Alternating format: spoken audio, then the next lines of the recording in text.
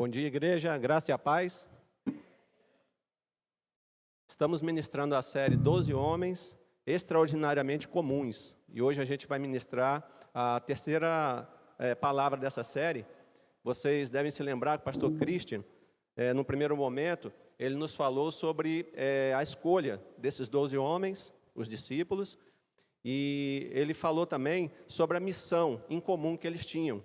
E que missão é essa? Essa missão está lá em Marcos 13, 3, 14. Ele vai falar que esses homens foram chamados para estar com Jesus, serem enviados e pregar a palavra. Vocês lembram disso? Aí, no segundo momento, o pastor Fábio começou a nos falar sobre o primeiro discípulo, o primeiro apóstolo. Quem é? Vocês lembram? Então, nas 4 relações que a gente vê ali no Novo Testamento, em Atos, Pedro, ele aparece em primeiro lugar, né? Ele usou a palavra ali, proto, né? Que se refere a chefe, a líder. Então, Pedro, ele configura nessas listas sempre como o primeiro. E hoje eu vou falar sobre alguém que eu me identifico muito, porque a personalidade dele é como a minha. Eu sou fleumático, né? Pedro era sanguíneo. Então, essas pessoas que têm esse tipo de temperamento, elas tendem ao anonimato, elas tendem aos bastidores. Talvez você se identifique muito com essa palavra, né? Eu me identifiquei bastante. Mas o importante é que nós vermos que, diferentemente do mundo, no reino de Deus, não importa se você trabalha em visibilidade ou então nos bastidores, para Deus o trabalho tem a mesma importância. Amém?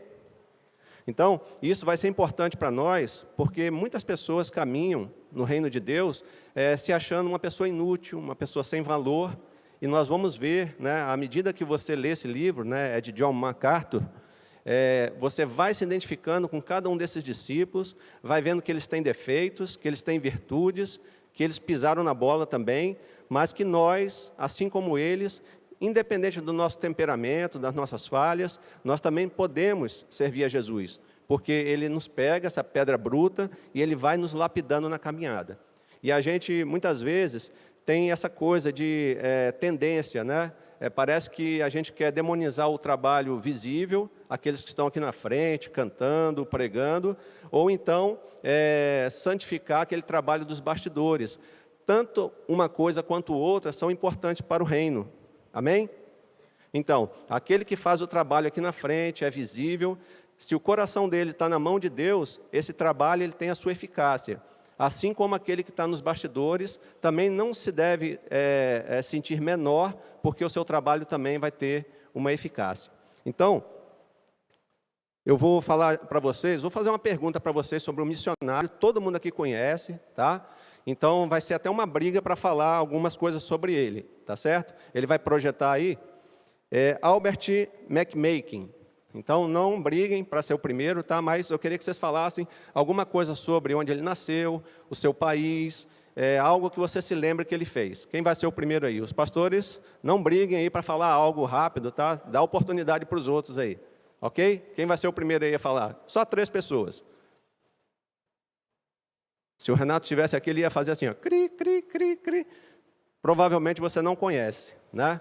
Então, quem é Albert McMakin? Eu quero passar esse vídeo para vocês, porque a gente está sempre fazendo uma avaliação. Esse trabalho é eficaz, esse ministério é relevante, esse não é. E eu queria que você conhecesse essa pessoa. E no final desse vídeo, eu quero fazer uma outra pergunta para você. Vamos lá? Aos 24 anos de idade, Albert conheceu Jesus numa reunião de uma igreja numa cidade vizinha. Ele ficou tão cheio de empolgação e paixão que encheu uma caminhonete de amigos e os levou ao encontro seguinte para ouvir a palavra assim como ele ouviu. Havia um adolescente, filho de um fazendeiro, que o Albert queria muito que fosse ao culto. Mas o jovem era difícil de convencer.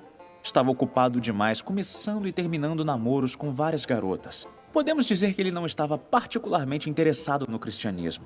Mas Albert McMakin teve uma ideia e conseguiu convencer o jovem à igreja, pedindo que ele dirigisse a caminhonete. Quando chegaram, o convidado de Albert decidiu entrar e ficou, conforme suas palavras, fascinado. Ele voltou várias e várias vezes até que uma noite ele foi à frente da reunião para orar e entregar sua vida a Jesus Cristo. O ano era 1934. Desde esse dia, o convidado de Albert já falou pessoalmente para mais de 210 milhões de pessoas sobre a fé cristã. mais do que qualquer um na história da humanidade. Ele se tornou amigo e confidente de 10 presidentes norte-americanos e já falou sobre Jesus para quase metade da população do mundo através do rádio e da TV. O nome deste homem é Billy Graham. A Bíblia diz que Jesus é o caminho, a verdade e a vida. Ok. Quem aqui já conhecia Albert McMakin? Ninguém. Então, se eu fizer uma pergunta para vocês, né? Na sua avaliação, quem teve um ministério eficaz? Albert ou Billy? Billy, né? Billy Graham. Então, é assim que nós avaliamos, né? A gente olha, vê o resultado, mas imagine se Albert, que era um funcionário de uma das fazendas, Billy Graham era filho do dono de uma dessas fazendas, se ele não resolvesse pregar o evangelho para Billy Graham. Se ele não tivesse pensado e visto naquele menino um potencial, talvez nós não tivéssemos esse grande pregador, né, grande missionário, o Billy Graham pregando aí para as nações, pregando para o mundo. Então, eu quero que você comece a pensar numa outra perspectiva sobre o valor do ministério. Eu sei que alguns aqui já estudaram administração, e eficácia é aquele alvo, né? Então, aqui, ó, podemos dizer o seguinte: eficácia é chegar ao destino, para simplificar. Tá? Então, uma coisa que é eficaz é quando você chega ao objetivo planejado. E a eficiência, o que ela é? É encontrar o melhor caminho até lá. Então, na nossa avaliação, a gente vai olhar para essas pessoas, e talvez você esteja olhando para si mesmo, dentro do reino, e fala: poxa, eu acho que eu não sou relevante. Eu acho que eu não tenho um ministério eficaz. Mas no decorrer dessa palavra, Deus vai falar ao seu coração, como tem falado ao meu, que você é útil para o reino, que você é importante e que talvez você esteja equivocado sobre a eficácia do seu trabalho. Amém? Vamos conhecer aí o discípulo dessa manhã, né?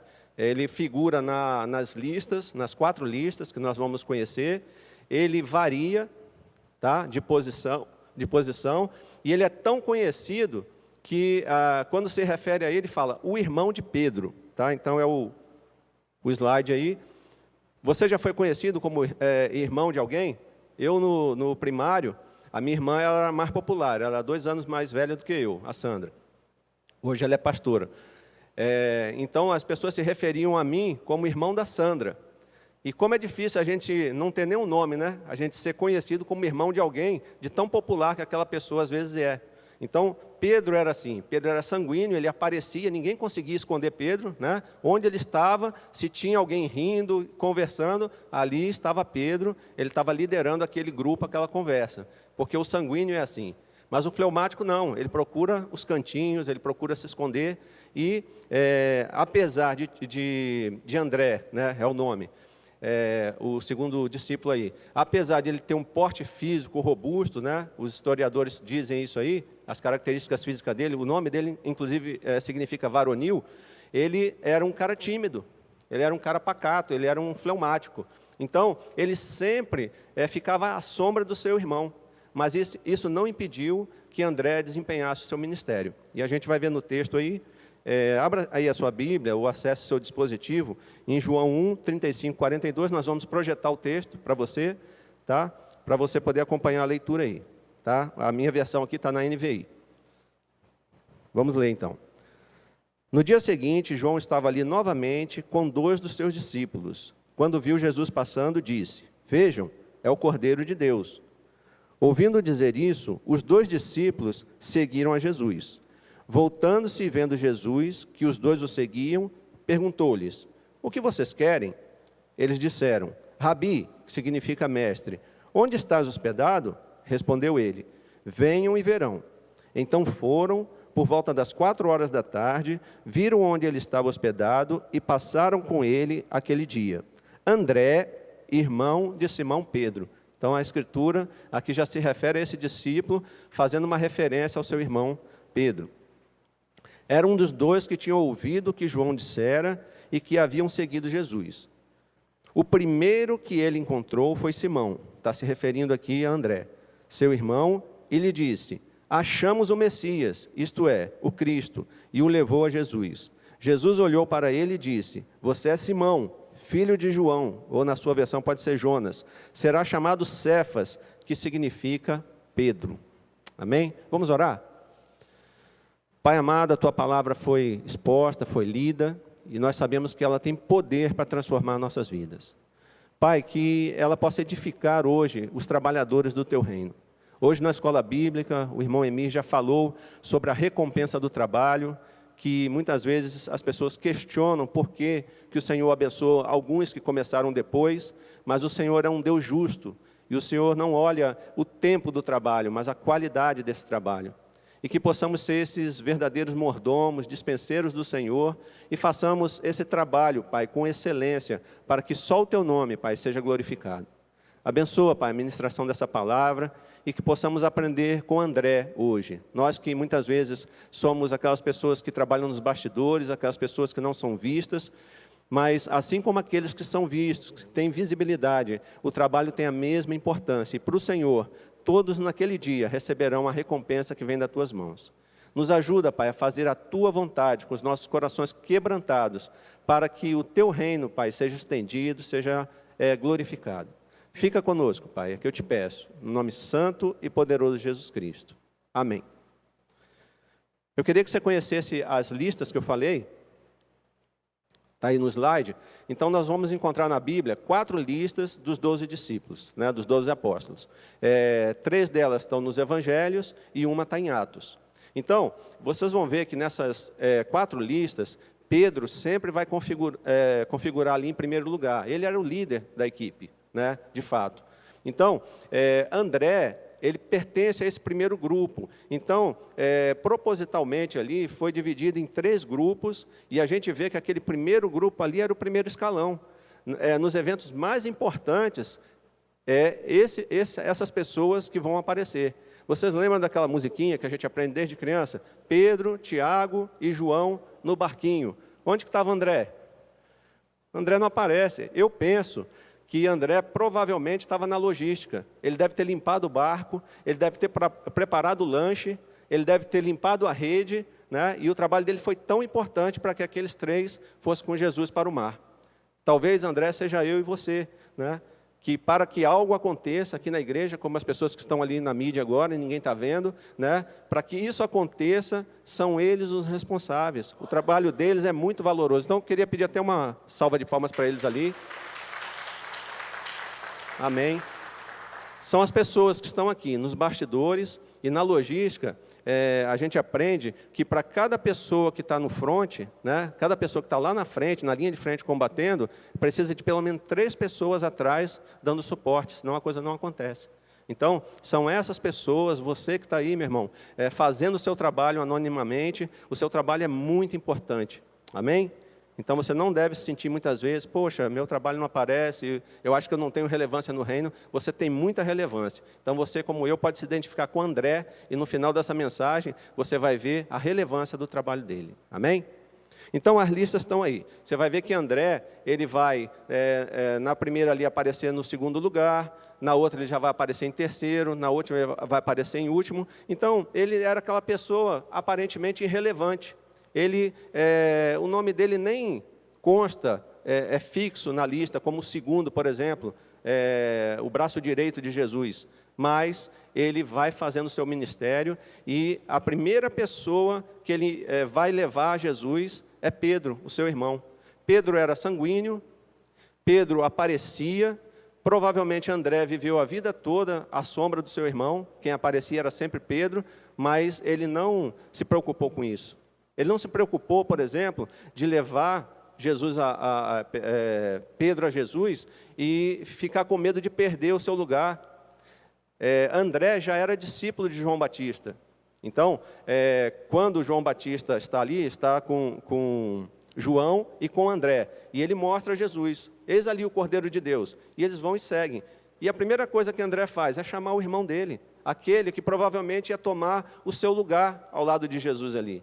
E aí no dia seguinte, Jesus passa chamando eles, já havia um pré-conhecimento, e eles seguem a Jesus. E André não se preocupou em nenhum momento de que Pedro ficasse mais próximo de Jesus e que tomasse a liderança. Então, esse é o coração do servo. Esse é o coração que Jesus está procurando em cada um de nós. Não importa se estamos aqui, se estamos ali, mas Ele olha para o seu coração. Como você tem feito essa obra? E a sua obra, ela é muito importante para o reino.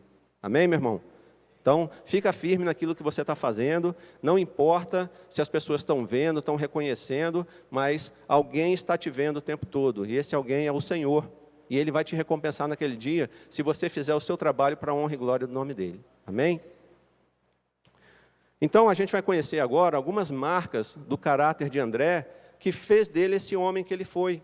Um homem tremendamente útil para o ministério, aquele que dava o suporte, como o pastor Richard tem aqui. Quanto suporte, pastor, o senhor tem em oração, né? Os pastores que ajudam, os líderes. Então, sem esse suporte, queridos, a gente não caminha como reino, né? Porque somos um corpo e precisamos uns dos outros. Então, vamos conhecer aí, veja aí nesse slide, as marcas do caráter de André. Então, a primeira aí que a gente vê, ele enxergava o valor das pessoas como indivíduos. A gente vai ver no decorrer aí da palavra que ele não se preocupava com a idade das pessoas, ele não se preocupava com a cor, com a nacionalidade, ele simplesmente queria fazer aquilo que o pastor Christian falou lá de Marcos 3,14, levar pessoas para Jesus. Amém?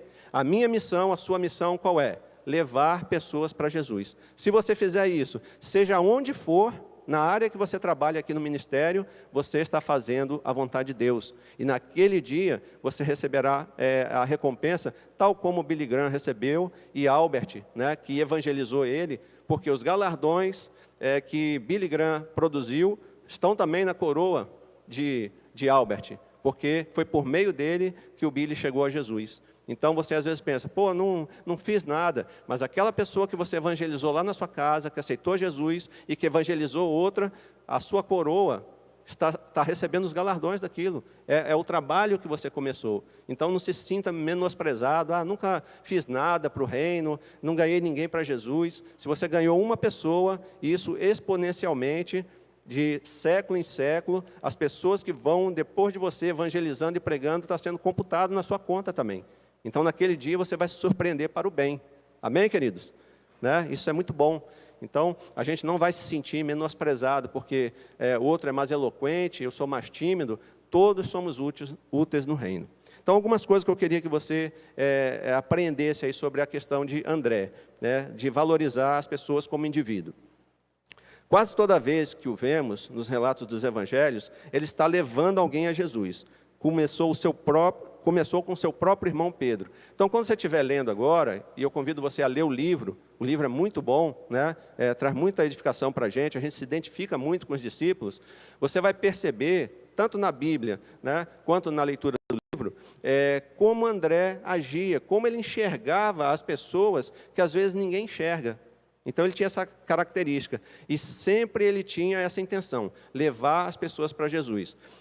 Os comentaristas dizem que André era vendedor, além de pescador, e ele tinha essa maneira, né, de vender o seu produto, que geralmente era o peixe. Alguns dizem até que aquele menino que estava lá na multidão, com os 5 pães e os 2 peixes, comprava peixe de André, né, que era o vendedor. Então, pode ser que isso seja verdade, né? Isso é só a tradição que diz, né? Não está escrito na Bíblia. Então, ele tinha essa facilidade de passar o seu produto. Mas agora que Jesus o chamou, o produto principal da vida dele era Jesus. E ele vendia essa ideia para todo mundo, ele queria levar as pessoas até Jesus, porque aquele era o bem mais precioso que ele tinha agora. Então, Deus usa os nossos dons, os nossos talentos, aquela habilidade que você tem para o reino. E muitas vezes a gente fica anos e anos querendo fazer algo que não é o nosso chamado, tipo cantar. Imagina se eu quisesse cantar, né? A igreja estaria bem vazia, né? Mas Deus me chamou para outra coisa, né? Para estar com pessoas, para lidar com pessoas que estão machucadas, feridas, é o meu chamado. Então, eu me identifico com essas pessoas, eu gosto de estar próximo delas, eu gosto de ajudar elas a se levantarem. Eu estaria perdendo meu tempo aqui e cansando vocês também, e machucando o ouvido de vocês se eu quisesse cantar, né? Mas, quando eu faço lá o meu serviço, ele produz um resultado para o reino. Então, você tem que se adequar àquilo que Deus te chamou. E aquilo que Deus te chamou é aquilo que arde no seu coração. O que arde no seu coração quando você entra aqui na igreja? Eu queria, as plantas não estão legais, estão murchas. Deus está te chamando para cuidar das plantas. E se você cuidar das plantas, você terá também a sua recompensa, porque faz parte do reino. Tudo que a gente faz na casa do Senhor é para a glória dele. Então, cada coisa daqui da igreja que é cuidada, e aquela pessoa que faz, ele está exercendo o seu papel no reino. Porque muitas vezes é a pessoa lá do trânsito que levou a pessoa para Jesus. Eu já ouvi muitos testemunhos lá na IBCJ de pessoas que falam, olha, eu fiquei na igreja porque eu cheguei e a pessoa lá do trânsito me recebeu tão bem, com tanto carinho, que eu falei, é aqui que eu vou ficar. E, ouvindo a mensagem, a pessoa recebeu Jesus. Mas se ela não tivesse sido bem recebida, ela teria ido embora. Então, cada um tem o seu papel. E, no fim, a glória não é de ninguém, a glória é de Deus. Amém? Então, outra característica.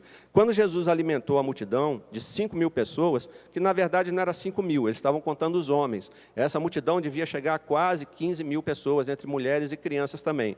Então, quando ele alimentou essa multidão, foi André quem levou o menino até o Senhor e viu algum potencial nele. Agora você imagina, no meio de uma multidão, você enxergar um menino e ver que nele havia um potencial. Isso era uma marca do caráter de André, ele se preocupava com as pessoas. Cada pessoa era importante para eles. Muitas vezes, queridos, a gente conhece uma pessoa e no início da conversa, ao ouvir a profissão dela ou alguma coisa do tipo que não nos interessa, a gente descarta aquela pessoa e a gente já corta o assunto e vai embora. Mas a gente não imagina que talvez aquela pessoa fosse um Billy Graham, que você pudesse estar dando continuidade, investindo naquela vida. Então, a gente seguia muito pelas aparências, a gente seguia muito pelo poder aquisitivo das pessoas e a gente tem a tendência de valorizar mais uns do que outros, né? Eu lembro que em determinado estado que eu morava, essa questão do materialismo era muito evidente.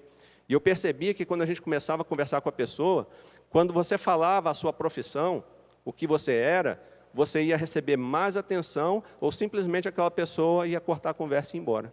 Então, isso ficava claro que a sua importância não era por quem você era, a pessoa, mas pelo que você fazia. Se você tivesse uma boa profissão, um bom salário, você receberia mais atenção. Mas se você não tivesse, logo você era descartado. E isso não é incomum para a gente, não é isso? Então, nós devemos quebrar esse paradigma e amar cada pessoa como André fazia, como indivíduo. Cada pessoa, queridos, tem uma importância tremenda para Deus. E muitas vezes Deus quer usar a sua vida para levar essa pessoa até Ele. Mas você cria esses bloqueios sociais, preconceitos, e você acaba não fazendo isso. Mas o Espírito Santo está falando ao nosso coração. Como igreja, nós podemos mudar essa realidade. E cada pessoa que chegar aqui, ela receber essa atenção, esse amor, que ela se sinta a pessoa mais especial do mundo, né? E isso faz toda a diferença, não é isso? Então nós, como discípulos de Jesus, nós devemos agir como André, olhar para cada um e ver o valor daquela pessoa, o valor intrínseco, porque ele é a imagem e semelhança de Deus. Em João 12, 20 a 22, vemos gregos querendo conhecer Jesus. Falaram com Filipe, mas foi André quem os levou a Jesus. Então, 2 gregos chegaram para Filipe e falaram, queremos conhecer o Senhor. Aí ele, tá bom. E foi lá falar com André. André, tem 2 gregos aí querendo conhecer Jesus. O que André fez? Imediatamente levou esses 2 até Jesus. Então, ele foi o primeiro missionário internacional, né, estrangeiro.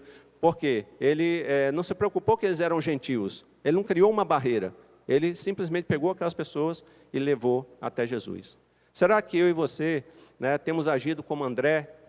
Temos olhado para cada pessoa e deixado os paradigmas sociais de lado e enxergado o potencial que cada uma dessas pessoas tem? Muitas vezes as crianças, como a gente viu na escola bíblica, os discípulos queriam impedir as crianças de chegar até ele, até Jesus, porque havia um preconceito social, criança e mulher não tinha valor naquela sociedade. Mas Jesus fala, deixa vir as minhas criancinhas, porque deles é o reino dos céus. Se vocês não forem como eles, vocês não vão entrar lá. Porque a criança, ela vem sem preconceito, ela não se acha merecedora de nada. Ela simplesmente foi até Jesus, elas queriam a pessoa de Jesus. Nós não. Nós temos todos os paradigmas, nos achamos muitas vezes merecedores, sendo que não somos merecedores de nada. Vamos conhecer mais marcas do caráter dele. Enxergar o valor das dádivas insignificantes. André era essa pessoa que ele via as potencialidades, ele via as possibilidades. né? Ele trabalhava nos bastidores, mas ele via em cada situação, em cada dádiva, um potencial. Ele aprendeu isso com quem? Ele aprendeu com Jesus. Naquele dia que Jesus estava na sinagoga e uma viúva pobre foi lá e colocou aquelas moedinhas no gasofilácio, Jesus falou, olha, ali está quem deu a maior oferta. Tinha muitos homens ricos ali, e eles deram uma quantia boa. Só que aquela quantia era algo que sobrava para eles. Mas aquela mulher, ela deu tudo que ela tinha. E talvez ela saiu dali e não tivesse nem o dinheiro para comprar o seu almoço, ou o seu jantar. Jesus viu isso. Então, nessa caminhada com Jesus, eles foram aprendendo valores novos. Quem deu tudo? Qual é a maior oferta? É aquela que é feita de coração. É você se desprender, não são as sobras. Então, André enxergava isso. E aí, ele olha naquela multidão para aquele menino, e ele vê o que aquele menino trazia, né? Aqueles pães e aqueles peixes, e ele vê ali naquela pequena dádiva um potencial para que algo acontecesse naquele momento. Ele sabia que Jesus era capaz de fazer um milagre. Talvez você, muitas vezes, por ter poucos recursos, você fala, poxa, eu não vou nem entregar o meu dízimo, a minha oferta, porque o que ela vai ajudar na igreja? Uma igreja grande dessa, né, com várias pessoas que têm um poder aquisitivo, mas Deus olha para o coração do doador. Ele olha para o coração da forma como você entrega essa oferta. E talvez a sua oferta seja maior aqui. E quem é abençoado é você. Porque quando a gente entrega tudo que a gente é, tudo que a gente tem, independente do valor, nós somos recompensados, muitas vezes mais pelo Senhor. Não pela questão financeira, mas pela questão da fidelidade do nosso coração. Amém? Você está entendendo? Você está acompanhando? Então, talvez você não se ache uma pessoa que tenha muitas qualidades, muito potencial, e você olha para cá e você fala, nossa, quantas pessoas que têm dons, talentos, maravilhosos, o que eu vou fazer lá? Mas tem algo que você pode fazer. Tem algo no reino que só você pode fazer, e Deus está chamando você. E muitas vezes você vai passar 1, 2, 3 anos no banco, se achando irrelevante, que você não pode contribuir com nada, mas há algo que arde aí no seu coração. A sua pequena dádiva diante de Deus é uma grande dádiva. E Ele está esperando você se posicionar, você levantar e agir. Eu sou uma pessoa com várias dificuldades, né? A primeira dificuldade que eu tenho é a de falar em público. Então, eu fui paralisado na minha infância por isso. Meu pai era uma pessoa muito crítica, e eu lembro que a gente ia na igreja, e toda pessoa que ia lá na frente, quando a gente ia para casa, meu pai ia falando mal, falando os defeitos, fazendo anedotas. Ele era esse tipo de pessoa. E eu, como criança, fui assimilando aquilo e decidi uma coisa no meu coração. Eu nunca vou falar na frente de lugar nenhum. Não vou. E eu travava, não tinha condições de falar. Mas o Senhor entrou na minha vida.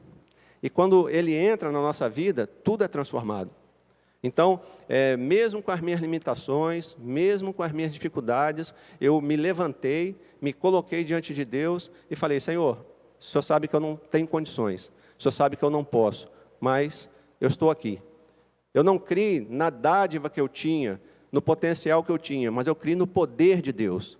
Então, se você se posicionar, não importa se você acha que você é um cara limitado, uma pessoa que não tem possibilidades. Na mão do Senhor, você é um instrumento poderoso. Amém? Posso ouvir um glória a Deus? Então, cada um de nós é especial diante de Deus. Mas nós mesmos nos limitamos. Sempre, queridos, vai haver uma comparação. Sempre vai haver alguém que faz melhor aquilo que a gente faz também. Mas Deus quer usar você. É assim. Nós vamos ver aqui em Coríntios, lá no final, que Deus buscou as coisas loucas da terra para confundir as sábias. Então, nem sempre é o grande eloquente, nem sempre é aquela pessoa cheia de potencial que vai fazer um ministério eficaz, porque Deus olha para o nosso coração. Amém, igreja?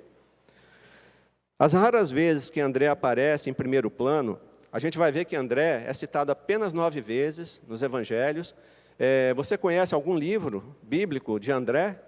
Ou alguma epístola? Já leu, pastora? Não, né? A não ser que seja apócrifo, eu não conheço. Ele não escreveu nada, queridos.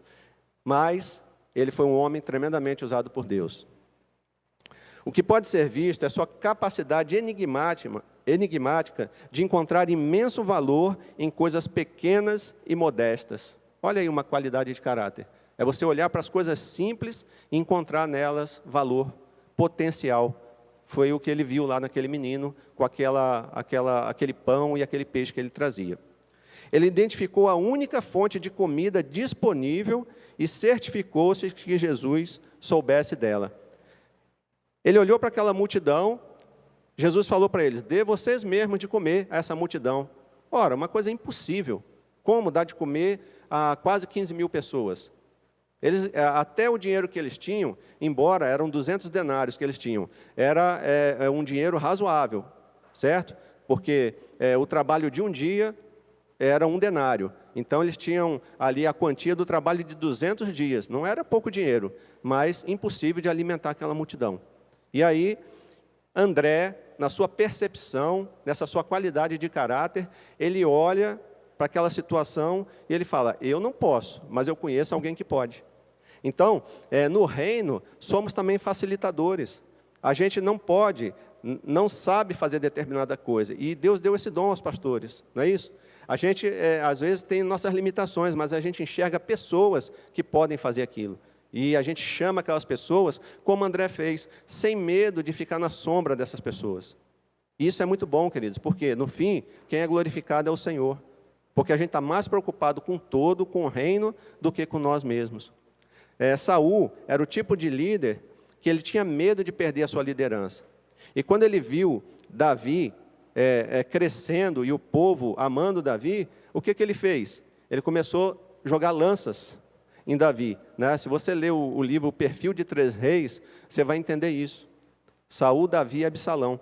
Então, Davi era esse homem segundo o coração de Deus, ele não se preocupava com isso. Mas Saul ficou bastante preocupado em perder o seu lugar. Às vezes somos líderes que treinamos mal os nossos discípulos para que eles não tomem o nosso lugar. Mas Jesus não fez isso. Ele falou: vocês farão coisas maiores do que eu. Então o mestre, ele deve ensinar tudo o que ele sabe, porque aquele discípulo, com as qualidades que ele tem, ele vai se tornar ainda maior, ainda mais próspero. E nós temos que ter esse coração.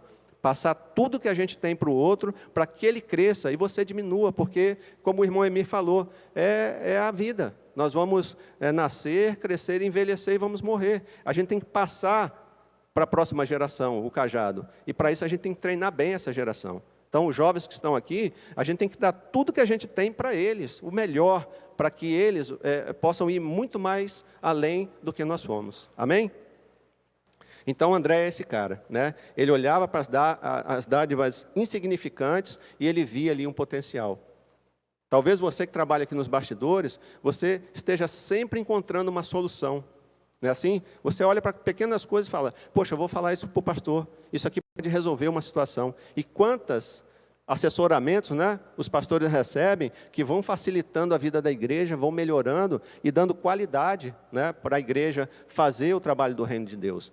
Então Deus tem buscado Andrés no meio do seu povo, pessoas que têm essa percepção, que olham para os indivíduos, que olham para as coisas pequenas, e dessas coisas eles levam para quem pode fazer, pode resolver. Então talvez você seja essa pessoa. E isso que você está fazendo é muito relevante diante do Senhor. Amém? A última qualidade de caráter que a gente pode enxergar nele, né, essa marca de caráter, é enxergar o valor do serviço imperceptível. Que serviço é esse? É o serviço que ninguém vê, o serviço que às vezes ninguém quer fazer. Eu lembro de uma situação em Florianópolis, eu conheci uma pessoa, ele era um excelente zelador. Então ninguém limpava a igreja como ele. Ele colocava todos os bancos para fora, ele lavava, e a igreja se alegrava muito com o trabalho dele. Elogiava muito, porque ele fazia um trabalho com excelência. E ele estava fazendo o trabalho que ele foi chamado. E ele estava feliz naquele trabalho. Mas em algum momento entrou no seu coração o desejo de ser o pastor. Porque o pastor tinha visibilidade. Porque o pastor era amado pelas pessoas. E ele falou: eu vou ser pastor. E aí ele foi conversar com o pastor dele. E o pastor falou: meu irmão, a gente já fez esses testes aqui de aptidão. E assim, eu vou ser bem sincero com você. Você está fazendo o seu chamado no reino, mas eu não vejo um chamado pastoral para você.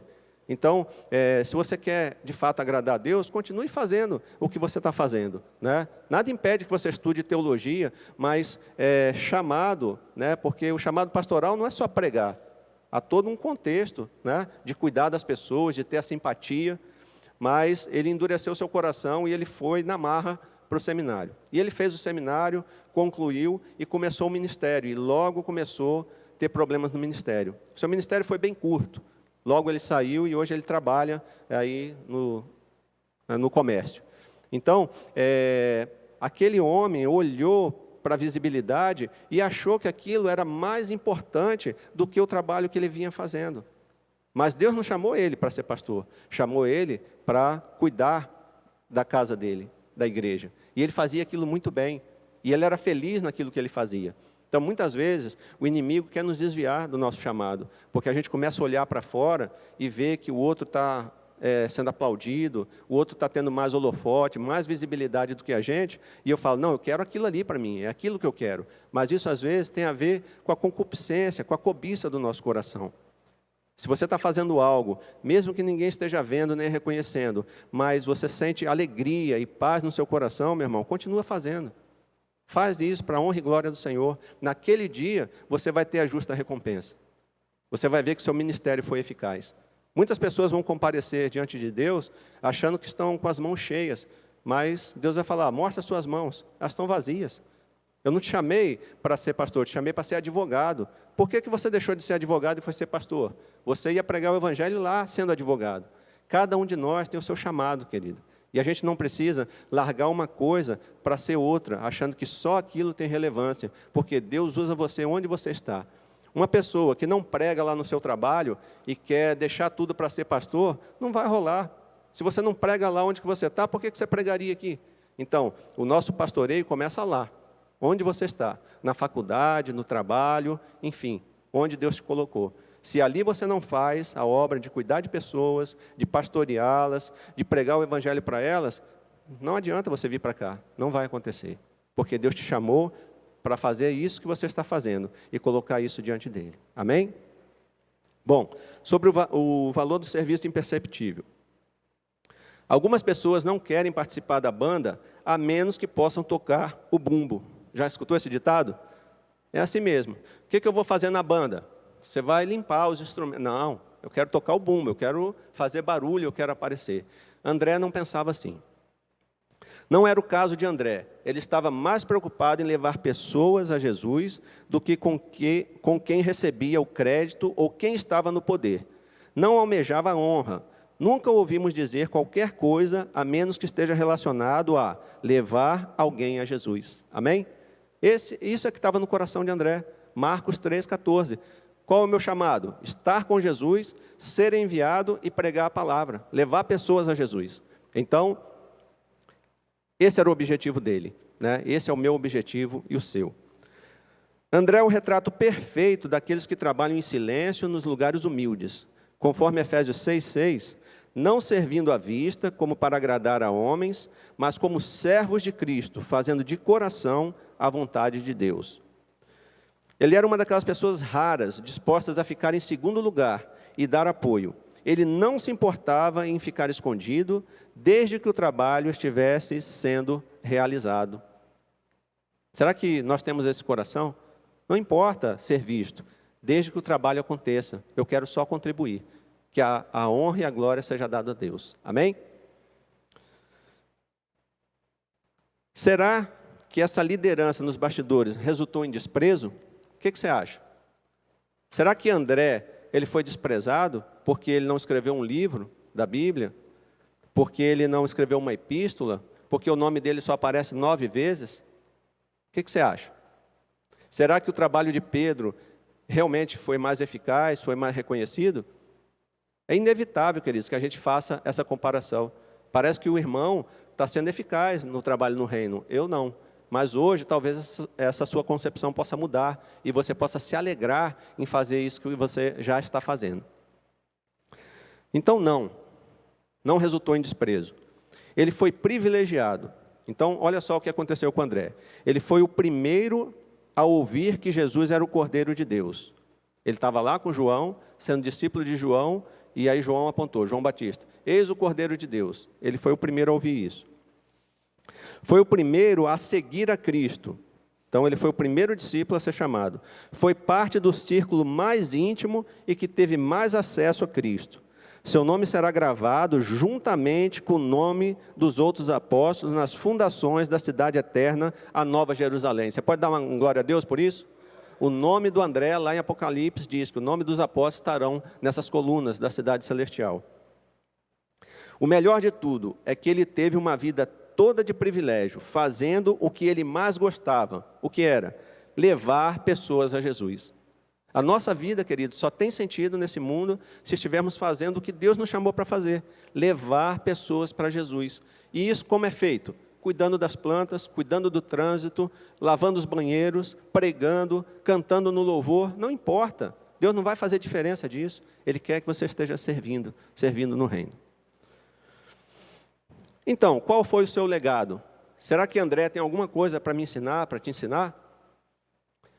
O legado de André é o exemplo que ele deixou para nos mostrar que, em um ministério eficaz, o que é um ministério eficaz? Aquele que chega ao seu objetivo. Qual é o objetivo? Levar pessoas a Jesus. Muitas vezes, são as pequenas coisas que contam, as pessoas como indivíduos, as dádivas insignificantes e o serviço imperceptível. Deus se agrada de tais coisas. Citando 1 Coríntios 1, 27 e 29, está aí para vocês. Mas Deus escolheu as coisas loucas do mundo para envergonhar os sábios, e escolheu as coisas fracas do mundo para envergonhar as fortes. Ele escolheu as coisas insignificantes do mundo, as desprezadas e as que não são, para reduzir a nada as que são, para que ninguém se glorie diante dele. Amém, igreja? Você pode aplaudir o Senhor? Amém. Eu e você somos essas pessoas. Com certeza, havia muito mais pessoas capacitadas. Deus poderia ter chamado, mas Ele chamou a nós. Para quê? Para que a glória não seja nossa, mas para que o nome dEle seja glorificado. Então, não se sinta inadequado, não se sinta irrelevante. Você é muito importante para o reino. Faça aquilo que você está fazendo com excelência. Não espere glória, não espere reconhecimento, porque o seu reconhecimento, o meu reconhecimento, o reconhecimento de cada um que trabalha no reino, será dado naquele dia diante do Senhor. Vai haver, num momento da volta de Cristo, o tribunal do Cordeiro. Esse tribunal não é para julgamento, é para dar os galardões. Então, cada um de nós compareceremos diante do Senhor e Ele vai nos galardoar à medida que fizemos aquilo que Ele nos chamou para fazer. Então, ali nós seremos surpreendidos para melhor, se você estiver fazendo aquilo que Deus te chamou para fazer. Amém? Por fim, pode botar essa imagem aí, queridos? Essa aí foi a crucificação de André. Foi assim que ele terminou o ministério dele. Ele foi martirizado como os outros apóstolos. Então, diz a tradição que André levou o evangelho para o norte. Eusébio, o historiador da igreja na antiguidade, diz que ele chegou até o leste europeu. E aí, por isso, André, para os católicos, é o santo padroeiro da Rússia e para a igreja ortodoxa é o padroeiro da Escócia. Acabou sendo crucificado na Caia, na região sul da Grécia, próximo de Atenas. Então, um relato da história diz o seguinte, André, como eu disse, ele não fazia acepção de pessoas. Mesmo na sua cultura, a mulher não tendo valor, ele foi e pregou para uma mulher, a esposa de um romano. Ele era um governador de uma província. Essa mulher aceitou Jesus como seu salvador. O marido dela, indignado, insistiu que a mulher abandonasse a sua fé e que negasse a Jesus. Como ela se recusou, ele mandou que crucificasse André. Só que a cruz dele não foi como a cruz de Cristo, ela foi uma cruz em forma de X, como vocês estão vendo aí.